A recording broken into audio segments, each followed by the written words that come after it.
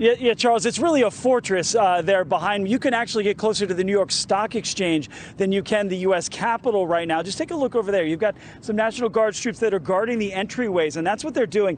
They're also all the way around lining the inside of the fence. There's an inner fence where they are also around with both of those fences with razor wire. Now, this is all costing, as you said, a lot of money. Let's break it down. $284 million for the personnel from January 6th through March 15th. Another $199 million for operation. That includes the razor wire for a total of $483 million. Now, that cost will go up after March 15th. An internal email obtained by the local Fox station here shows the troops will go from 7,000 now to 5,000, staying possibly through the fall of this year. Now, Fox Business cannot find any government agency that's saying there's an impending threat against the U.S. Capitol right now. There will be a meeting, though, about this on Wednesday. Republican lawmakers are pushing back. Listen.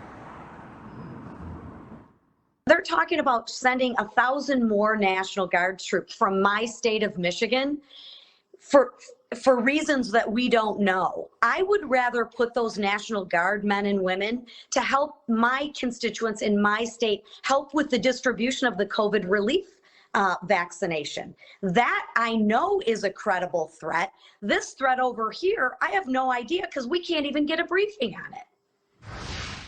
And Representative Jim Jordan, as well as 3 other ranking members, sent a letter to the House Speaker, Nancy Pelosi, asking for answers about all this. Jordan following it up with a tweet. That tweet says this, quote, "This afternoon, the Capitol Police requested National Guard help before January 6th. That request was denied by House Speaker and her Sergeant at Arms. During the attack, the Capitol Police made the request again. It took over an hour to get approval from Pelosi's team." Now, a response by the Deputy Chief of Staff from the House Speaker came within the last. Top GOP lawmakers is demanding that Nancy Pelosi answer for her security decisions leading up to that terrible day of January 6th.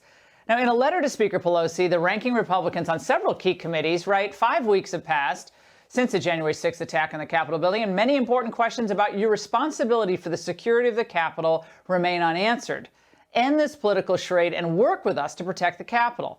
My next guest is one of the lawmakers behind that letter. Here now is Devin Nunes, ranking member on the House Intel Committee. Congressman, what decisions did she make in the lead up to that attack that concern you? We don't know because she won't answer the question. Of course, the media is not asking the tough questions. And when they do kind of hint around it, she dodges it. But I know from that morning, I spoke to several Capitol Police officers on the morning of the 6th that they were very concerned. So at the end of the day, she's the mayor of the Capitol. She should take responsibility. And if you notice, this hasn't been talked about either, Laura. If on Saturday during the impeachment circus, impeachment number 2, remember there was that split time where they thought all of a sudden that there was going to be witnesses? Well, what happened is when Donald Trump's team talked about having witnesses, they were going to call her. And then they took a break and everything in a typical swamp fashion in D.C. disappeared. There were no witnesses and they voted to acquit Donald Trump.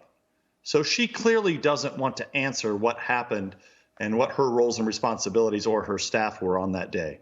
Well, how about the fact that major stories that were reported were false? That a lot of media organizations still haven't retracted fully. Like, police officers alleged to have been killed by, fire extinguishers, thrown by Trump supporters, and a horrible loss of life and a horrible thing that happened. But that's not what happened. But they just repeat it because it helps their narrative. It's disgusting. It's disgusting all the way around. I think everyone's seeing through this at this point.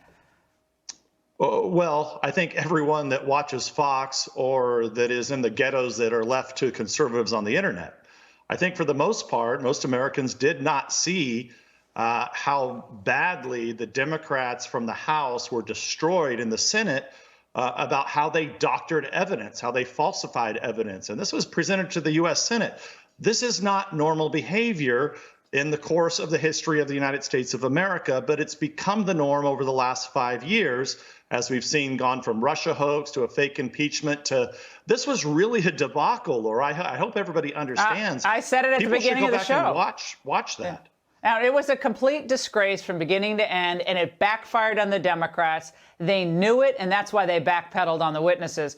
Congressman, by the way, Fox 5 is telling us and reporting that the National Guard could remain in D.C. through the fall. So we called every governor's office in every single state to ask if they would allow their guardsmen and women to participate. 13 offices responded that their troops have already been brought home. No state, though, said whether or not they'd keep guardsmen in D.C. through the fall. If it's going to cost $500 million through March, through the fall, it's going to be well over $1 billion. For what reason exactly, Congressman? Well, look, it's nice to see the military out there. They're great guys and women. I mean, thank God that they're there. But the truth is, they don't need to be at the U.S. Capitol. The fact of the matter is the Guard could have been called in. Fences should have been put up before January 6th. We had the intelligence in order to do that. So the FBI knew. The FBI related that to the Capitol